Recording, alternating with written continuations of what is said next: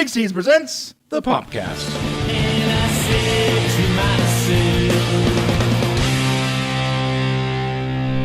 Hey, my name is Brian, and this is Shane, and this is the Popcast, and today, you guessed it, we're talking about America's Got Talent, Week 5 auditions, recap and review. Shane, take it away, bro. Ooh, that's what I'm talking about. It's Week 5. The energy levels up. You can almost feel Vegas coming. You can feel it coming. And last night was a great episode. I really enjoyed it. I thought it was probably one of the best episodes so far. You know what's weird is when you got really excited there for a minute, your mic cut out. So it was like, week, bah. That's funny. Yours just did the same. That's hilarious. I did that on purpose. I think it has something to do with when you go week 5. Oh, the man with the control. The puppet master. That's what you are. Okay. Well, let's start with Act 1. Henry Richardson, the 15-year-old guy with a sad story and quick hands, did some card tricks for the judges, impressed the audience, and is going through the next round. What'd you think about this youngster, Shane? I gotta tell you, I thought it was legitimate. I will say that I didn't think he was 15. I was like, what is he, like 10? You know, he looked a lot younger than 15 to me, but, it's hard to gauge age when you're... Maybe he was. Maybe I'm just saying 15. Maybe it was like 13. I don't remember. No, it is 15. They said it was 15. Oh. Yeah, Howie's like, in fact, Howie was like, can you believe how much, I can't remember what he said. For 15, he's got a lot of confidence, I think. Right. So. I remember. Yeah, I thought it was fantastic.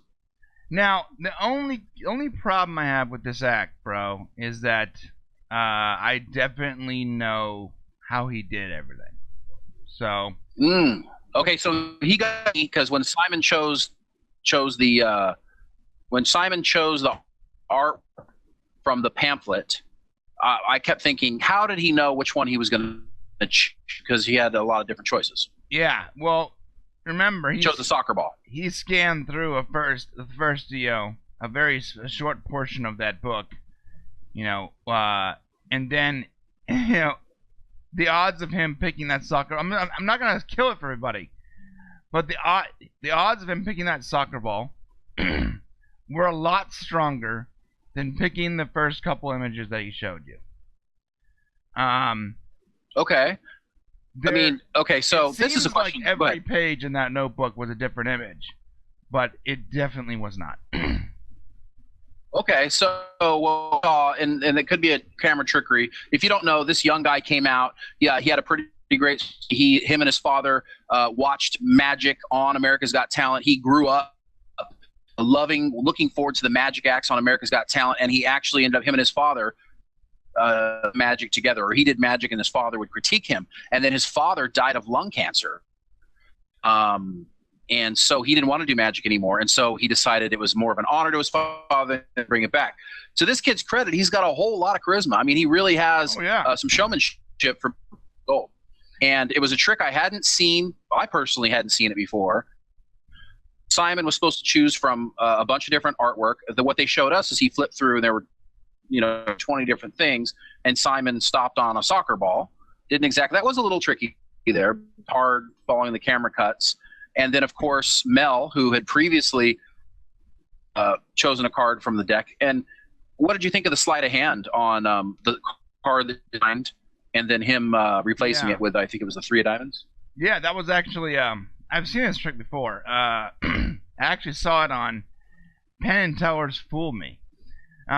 So do me a favor, though, Shane. Your mic is cutting in and out, so stop whatever backup is happening, and I'll explain this to our audience here.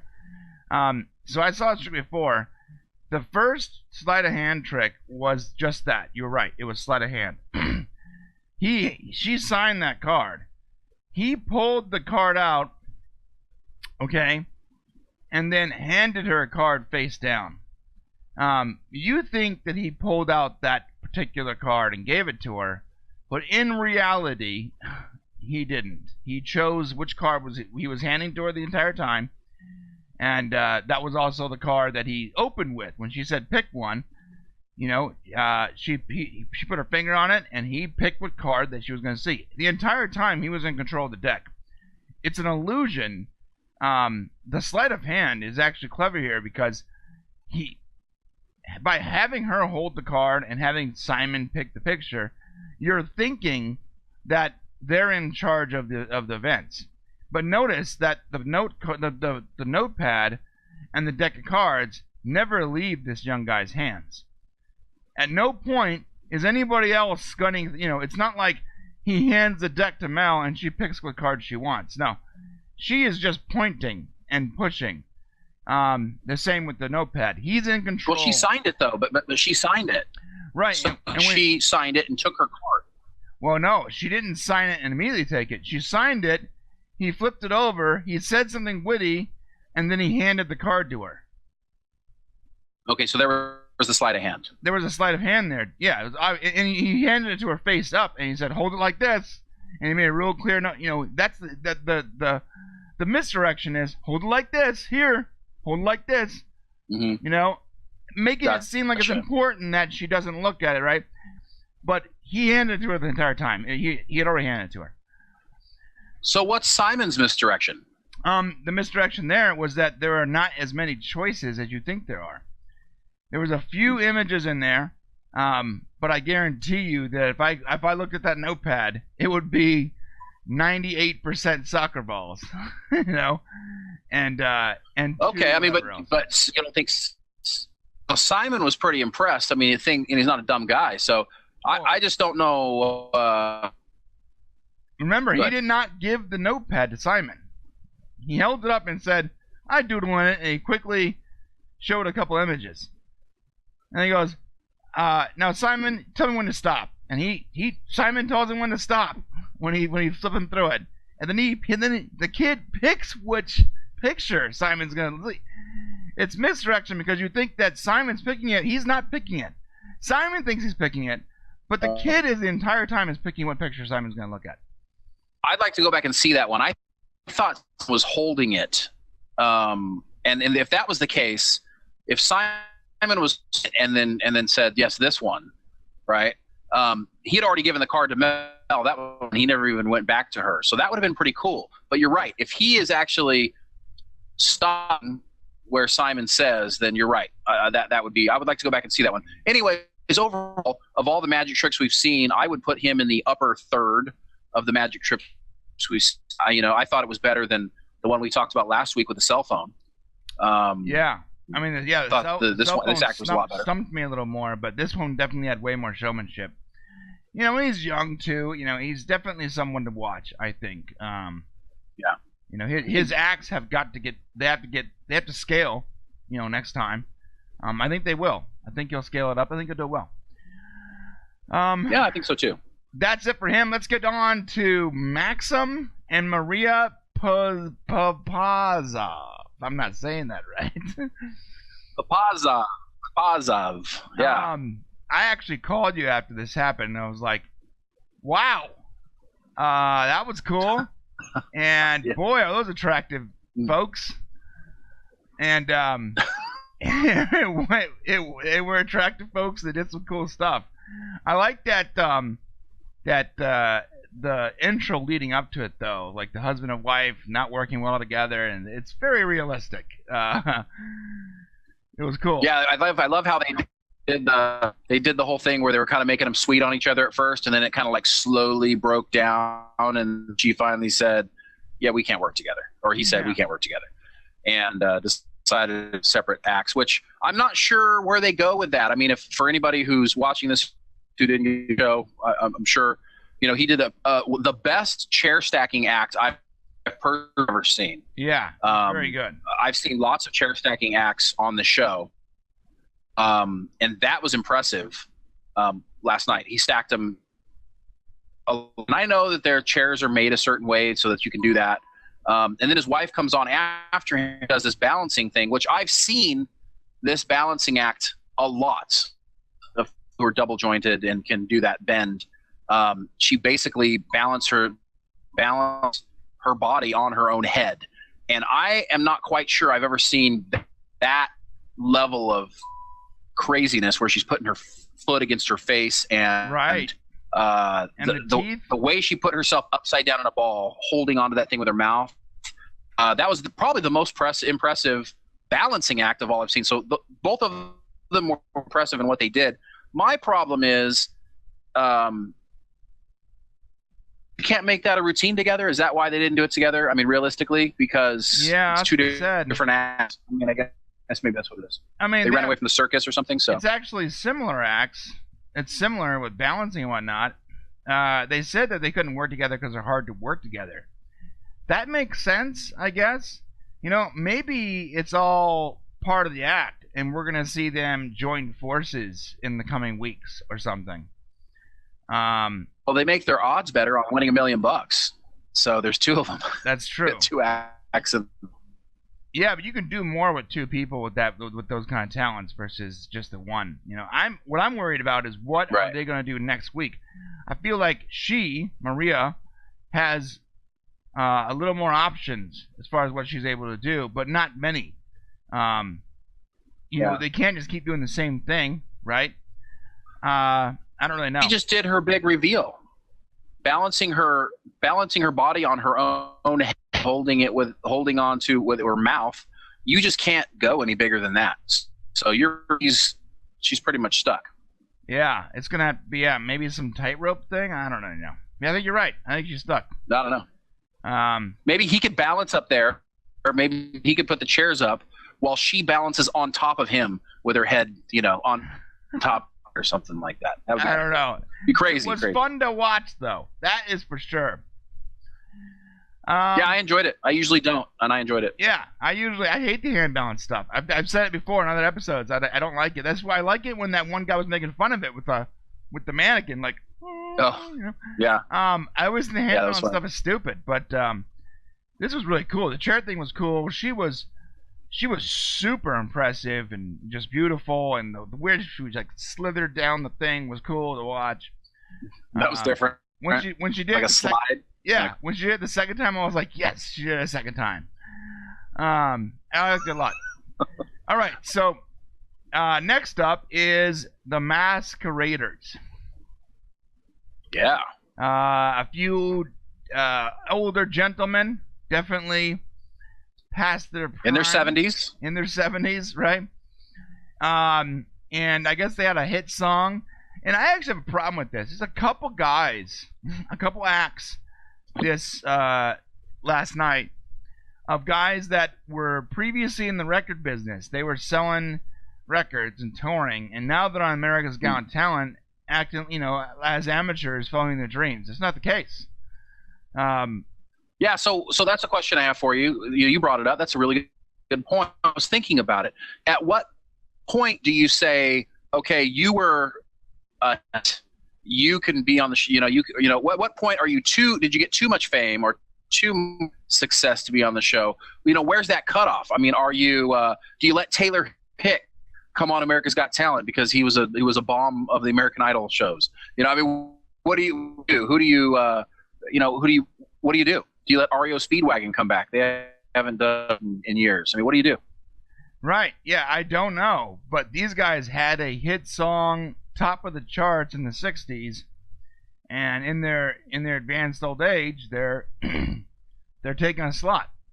I don't know if that's okay. And same thing for Johnny Manuel, which we'll get to him. Same thing. I will say that I enjoyed the Masqueraders quite a bit. I love the Motown sound. Yeah, I liked it. Something I haven't heard on the show very much, and they were talented. Especially in your 70s when your vocal cords are old and you don't quite sing as well as you do. Even the great artists don't sing to their 70s. So that was pretty impressive. Yeah, I want to see a fat guy do a hand balance routine. That's what I want to see. I think it's happened. Has it? Because I'm seeing all these super skinny shows. I recall it. Guys, If anybody out there remembers a fat doing a hand balance routine on one of the past seasons of America's Got Talent, comment below and let us know. Yeah. Talk about it on the next show. Okay, so next up was Dante Diggs. entering the competition to show the country that cops can let loose and have fun. I mean, he literally gets up there and he's like, yeah, I'm a deputy, and I want to show everybody that we have fun too. And then he proceeds to do a very stupid dance that made... Well, not just a stupid... Yeah, go ahead. It made all deputies look stupid. It was dumb. It was a bad representation of his career. It looked like the beginning striptease. Yeah. So what I noticed was it looked like the guy was about to like some sort of striptease routine, and I was like, wait a second here. I mean, he's obviously dance skill. He's obviously did something in his past that had something to do with it, but I honestly don't think I agree with you. I don't think he brought any more respect to the law enforcement agencies. No, yeah, it was the opposite of that. I didn't like that whatsoever. I'm glad I saw him immediately emulated. I mean, I actually said to myself, if all of a sudden these guys start giving this guy a slot and they start lobbying for him, I'm going to have to just stop the show right here. And I'm going to have to let Shane know that I'm not going to watch the rest of this episode this week. I've been taking a break. I mean, you have to sit and cringe and ask yourself a little bit of fear because Heidi still has her golden buzzer. Yeah. So you have to almost sit and going, oh my God, it's an animal act. It's going to get the golden buzzer. Oh my God, it's a dick. This is going to get the golden buzzer. And to the credit of the show, or I don't know how they set it up, there was no gold last night. Yeah. The first time in all the episodes that one hadn't been done. So Heidi's being selected on who she chooses. Because they could have thrown the golden buzzer out last night for sure. Right. And the next act was Sam and her dog Hero. And Heidi, oh my gosh. Heidi was visibly excited. It's like, oh, I love this act. And she just loved it. She loved it, but she didn't really get a chance to champion it because Simon did. Simon lost his mind. Which was so weird. I think. It was weird. I mean, Howie and Mel B were like way wrong here because that was a better dog act than the Poodles we saw just a couple weeks previously. I agree totally. So I was confused as to they were saying he didn't really do any tricks. I'm like, Howie's getting old, guys. I don't know if he's not paying attention or what the heck's going on. And Mel, I don't know what happened, but that was 1 second, bro. Yeah, I think, just to talk about Sarah and Hero. I mean, Sarah seemed like a girl who's definitely has a lot of emotional turmoil happening in her life, and I mean, she talked about Hero as actually saved life. So you got this kind of interesting story that you don't always get. I mean, you can love a dog, but she loves her dog. Oh, yeah. You know what I mean? And I mean that was that. And Simon, I think, fell in love with that a little bit. I mean, he loved it a lot, but he also, I think, empathized with her story. So I think that's why he went up on stage, man. He went rogue totally. He pulled a Mel B. Yeah, he did. I don't know. Yeah, it reminds me of that pumpkin guy, except for this was actually warranted. Hey, so I just got up right now and checked the meter because your audio is not sounding great. I don't know if you could fix it on your end, but that's happening right now. Well, I'll tell you what I did. I closed everything. So I'm pretty much running as I always am. Time of the day. We're doing this later in the day, maybe. It's the moon and the tides, and I don't know. Well, yeah. I think you got a lot more people running at 4:20 than you do at say 11 a.m. Yeah, so. I understand that. That's true. Okay, well, we'll get through it. So I like Sam Hero. I'm glad they went through. I am a little worried as to what they're going to do next week or next time they have to do an act. We'll see. Okay. Oh, like what will they do? Because she showed all the tricks, right? So she's gonna have to come. Yeah. Or they're gonna have to put up some scenery, right? Or so they're gonna have to do some sort of. They're gonna add something to it. It's got to get bigger. Yeah, I mean, but that's a common problem I have with some of these acts. The chicken that knows one song, not sure what he's gonna do next time. He's not gonna be there. It's gonna get cut. Yeah. So the next one was Johnny Manuel, Little Johnny. He was previously Little Johnny, like L-I-L. Little Johnny, Johnny on stage. Little Johnny. What up? What up, little Johnny? Little Johnny? So he was touring with NSYNC, and he had a record deal when he was 17, and he says that... And Lil Bow Wow. Right. He says he was unceremoniously dropped from his label for no reason. I don't believe that.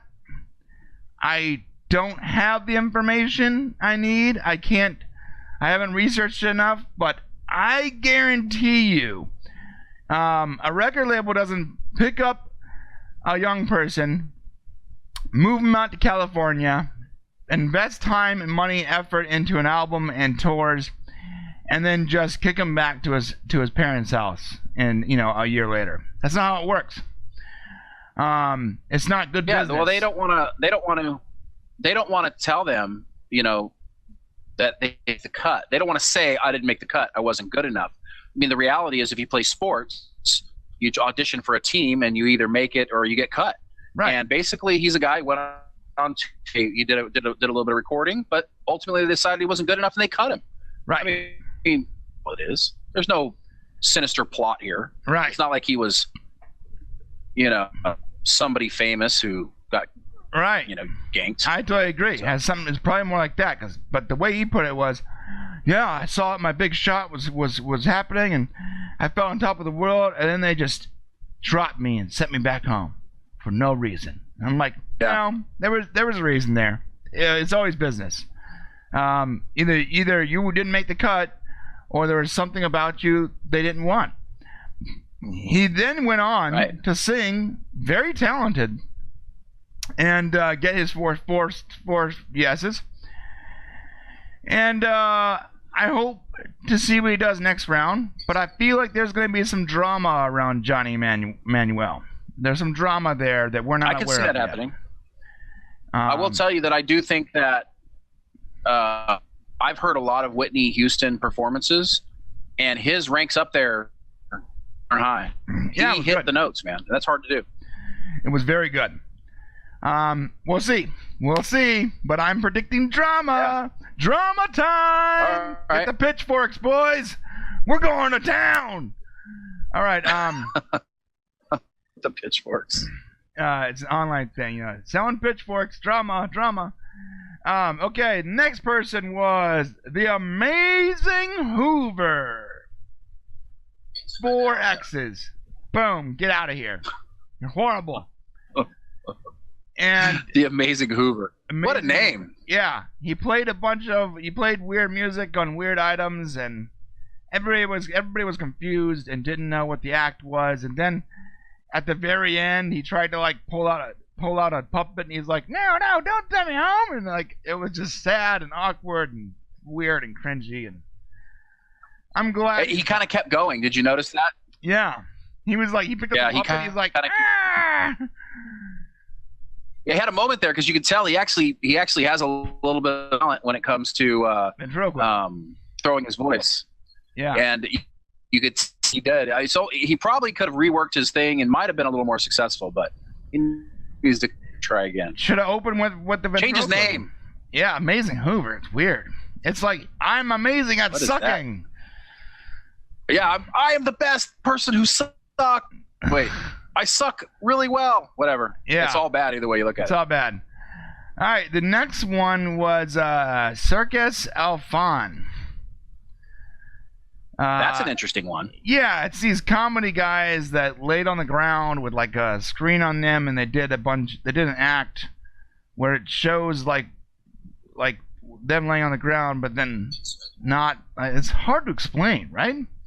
They're laying on the backs. The camera's above them. They did not get an for this. As great as Simon made the call on the act where he went up and the girl with the dog. I mean, he called that, but he just, and Mel and Howie were like, "You're totally missing it. You're totally missing it, Simon." And he did. He told it. I mean, they had to lay on the ground and make us look like they were up some of the things they were doing, right. And just the justification of trying to choreograph that and make it look realistic is hard enough. And I thought they were going to bomb coming out. I thought, oh, they look like they may be a bomb act or what's going on. The reality is I thought it was clever. It was very Three Stooges-ish, which they got a little homage to. I totally think them going through was the right thing. I agree. I think they had talent. It's hard to explain the act, but it was fun to watch. And I think Simon was wrong for not giving him enough credit. All right, next act, Final Draft. And these guys, 4 guys from Atlanta, they're a singing group. They did a really good song. Cool, I guess. I mean, I felt nothing for them, but talented, obviously. Well, their lead singer was fantastic. I think his name was The Voice. When they went and gave their nicknames in the beginning, and they're each talking, his was The Voice. It's his nickname, and he's got a great voice. I mean, he was able to sound coming from deep down when he was singing. It was really quite pleasant to listen to. When they do the guy who ended up doing the tenor, doing the higher pitched off of the deeper guy, the good guy. I don't think he was as good as they gave him credit for. I noticed the 2 guys who sang backup, they didn't really ever bring in a solo vocal. So it was that one guy singing, and the rest of the group just kind of, throwing some background vocals. And I'm not sure where that is. I mean, they obviously care about each other, love each other. They're close. Obviously, they're hugging each other after it was over. And that was kind of awkward how they kind of kept putting the camera on that, and they commented about it, the judges did. So, okay, they're excited. And but it's all hanging on the Voice, the lead singer. The guy is called The Voice. Yeah. The Voice. It was good. I'm glad they went through. I mean, I didn't. Aside from their vocal talents, like the song wasn't my cup of tea, and it's cool. Right. It was cool. Whatever. Yeah, they were talented enough to go on. They probably aren't going to go super far, but Simon did say, "I've got a feeling about you." I've got a feeling about you, feeling mate. about Mate, I got a feeling sounds about more like you. Russell Brand, but I'm gonna give you a record deal. AGT is actually a place where I test all my acts before I sign them and make millions and millions of dollars off their backs. This is all it's for. Why not? It's a facade. It's a facade. I just throw a bunch of people on here for free. I test them on someone else's dime and then sign them to my record labels. Mate, I got a feeling about you. Fantastic. All right. That sounded very Australian, by the way. I know. I don't know. I can't do accents. I do. It's either Indian or Australian. That's the only 2 I know. Okay. And this sounds like awfully, whatchamacallit, not nice. What? No, never mind. Go ahead. All right. The next one, I don't know how to feel about this. And I'm going to be honest. Oscar and Jasper. It's weird. It implies that there are 2 people in the act, but 3 guys came out, right? Yeah, I think it's Oscar and Gaspar. Oh. And but I'm not exactly sure. I think. Okay, so if you want to go and explain the act really quick, and then we can talk about this whole weird thing around it. The judges completely ignored. Yeah, so they got Heidi. They asked for Heidi's help. It had to be Heidi. Notice I didn't get Mel because Mel's skin is a darker shade. It wouldn't have worked. So they got Heidi, and they put her in this very tight, skin tight suit, which I'm sure no one complained about. They put her out on stage, and the lights went out, and then they projected a very cool series of realistic computer animated stuff, right? They turned her into Simon, they turned her into Mel, they made her a robot, and she just stood there like this while they projected all this stuff in the white suit. And it's a cool idea, but the way I feel about it is they didn't do anything. Okay. Right? They didn't. They weren't even the ones wearing the suit. It was the model judge, and I mean they did all that work ahead of time. I don't really know if it fits for AGT. Well, and if it's true what the people who created it didn't even come down for the audition, like on the phone. Oh, so I'm not even sure that. Yeah, they were on the Oscar and Gaspar were two people who were on the phone. That the three guys who came and announced it said, this is like based on the work of Oscar and Gaspar. So that was the whole weird thing about it is people, they don't want to be seen. They don't want their faces to be seen. So they're trying to be like the guys over in Britain, the famous like Dead Mouse or those two DJs with the masks. You don't even see their perform. They don't even show up. So I really think it was probably those three guys that were there. It's probably their thing that they did, and they're just trying to like turn it into this thing that people talk about, which we're doing right now. But I thought it was judges didn't catch on to that or wasn't discussed at all really from the show. Yeah, it wasn't, and I don't feel it's right for AGT.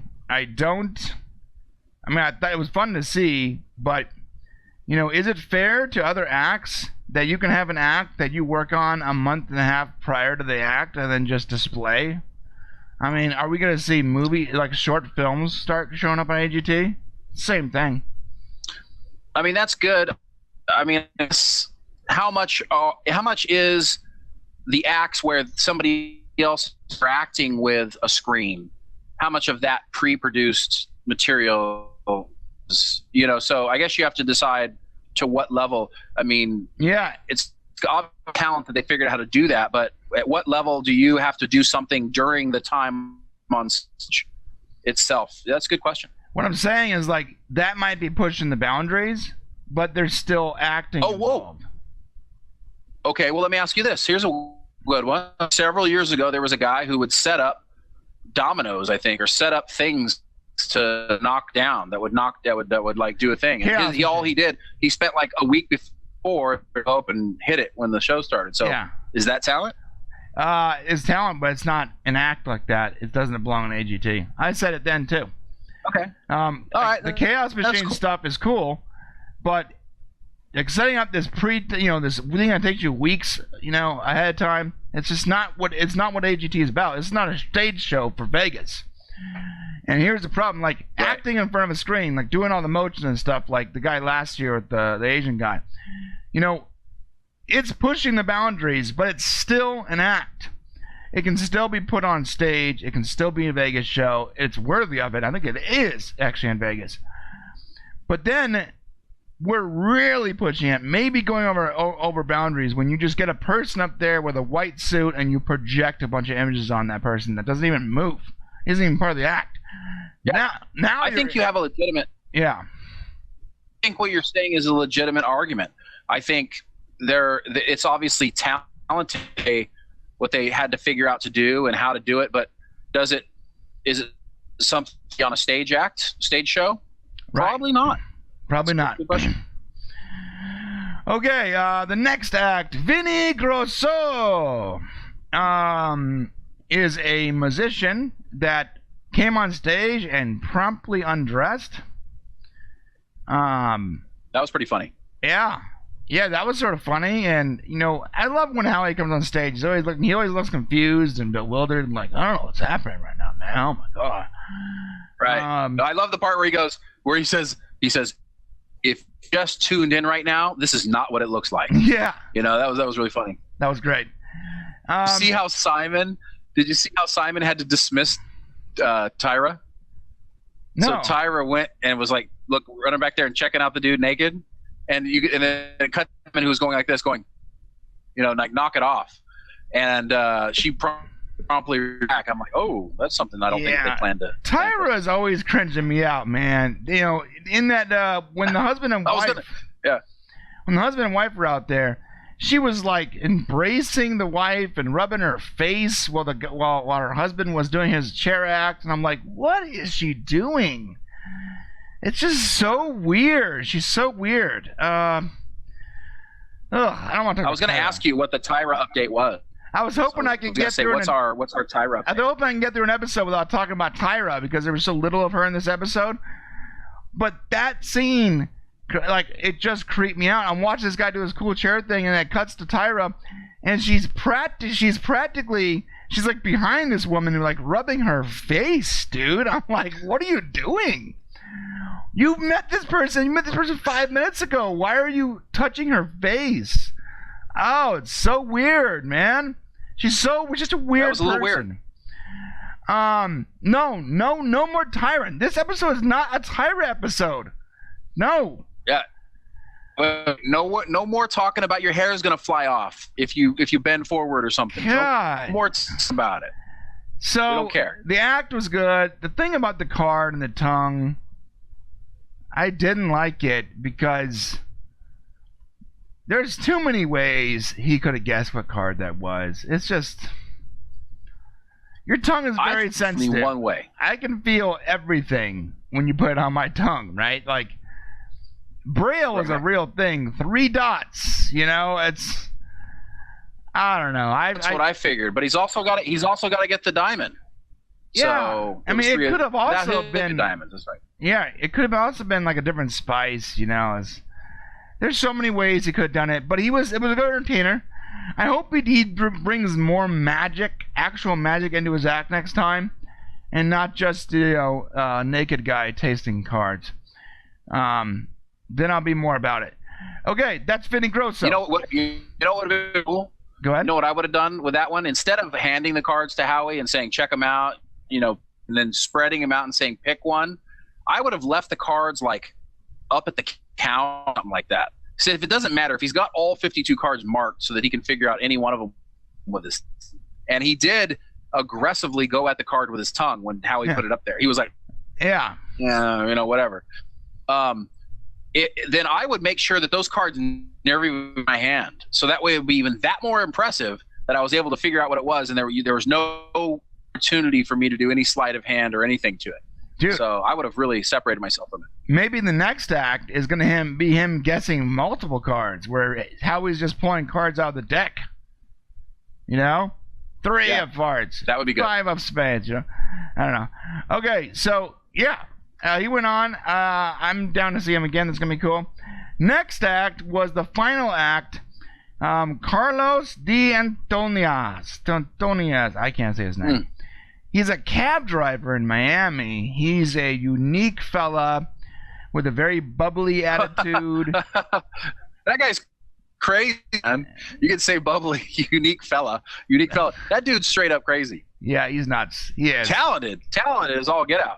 He is nuts. Crazy. Yeah, he's been a cab driver in the Miami heat for far too long. His brain is fried. I mean, I loved every of it. I want to be clear on this. I'm not hating on it. I love the whole thing. I loved it too. That dude really loves what he does. Oh yeah. Imagine being a passenger in his cab though and being hostage to that guy, right? Oh man, no thank you. I wouldn't be shocked if that guy goes all the way to the finals. Yeah, and you know what? You know what's great about this, Shane? He doesn't have a sad story. I know. It was positive. I know, yeah. Unless he comes out next week and someone's like, I was diagnosed with mental retardation. I don't know. I mean, it's gonna come out that like he lost like a portion of his brain in a bullet attack or something. I don't think so. I think that's just a real positive dude with a positive outlook on life and very talented. And I hope that's what we're gonna see from now on, right? Yeah, I hope so too, because I enjoyed it and I want to see more of it. I'm looking forward to his next one. I don't even like opera that much. I like probably 4 or 5 songs, and the one he did, one of the ones I do like, and I want to hear some more from him. Yeah, I don't even care for opera at all. I just liked him. So that's it, boys and girls. We are at 40 minutes already on the dollar. I thought this show was going to be like a quick recap review, but of course Shane and I, we start talking, we can't stop. That's the way it works. We got to give them as much as we can. Yep, we enjoyed last week's episode. Week 5 is come and gone. We're getting more and more excited. Like Shane said, we can taste Vegas in our... No, that's not right. we're anticipating Vegas. I don't want to taste Vegas. You got Vegas on a card. You got Vegas on a card. Just lick it. Lick it. Lick the Vegas card. It's coming, man. Crazy. And so next week, though, I think Shane's going fishing. I'm going bear hunting with my bare hands. Yeah, he's going bear hunting in the woods. Or maybe he's actually going to be auditioning AGT. We don't know. Nobody knows.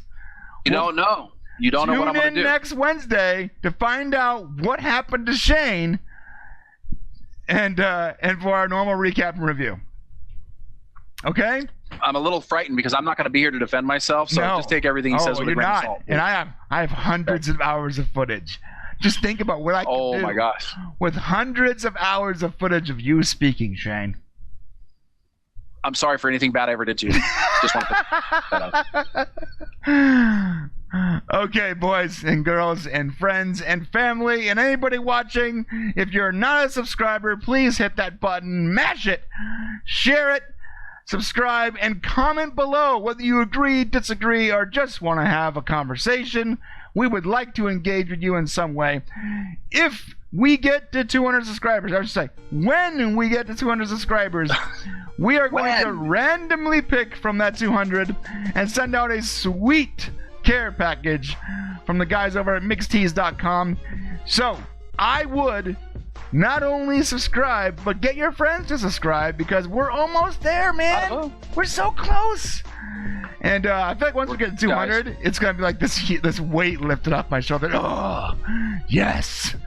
200. Now you're going to spend a month saying, all right, 500. we might make all the milestones like, okay, 220 now. Yeah. No, we'll get to 200, and then all of a sudden we'll like lose a bunch of people and be like, okay, when we get back to 200, we're going to send a crazy care package. Okay, guys. We'll see you next week. Please stay tuned. Remember, not just AGT, but we also have a Spider-Man review coming up next week. And that's it. Shane? Good seeing you guys, and I'll see you guys in a couple weeks. Yes, sir. Later, boys and girls. Out.